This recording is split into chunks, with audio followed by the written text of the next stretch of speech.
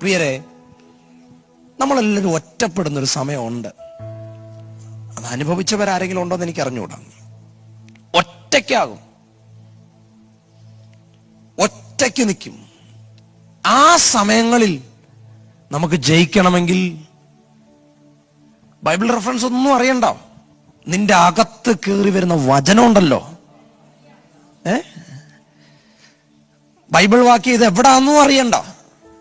അത് പറയുമ്പോൾ നിങ്ങളുടെ ഒരു പ്രശ്നത്തിൽ അഭിമുഖീകരിക്കുമ്പോൾ, നിങ്ങൾ എന്നെ കേട്ടോണം, വലിയ പ്രതിസന്ധിയാണ്. ആ പ്രശ്നത്തെ നിങ്ങൾ അഭിമുഖീകരിക്കുമ്പോൾ നിങ്ങളുടെ അകത്ത് വചനം കയറി വരുന്നെങ്കിൽ നിങ്ങൾ ആ പ്രശ്നത്തെ ആത്മമണ്ഡലത്തിൽ ജയിച്ചു എന്നാണ് അതിന്റെ സൈൻ.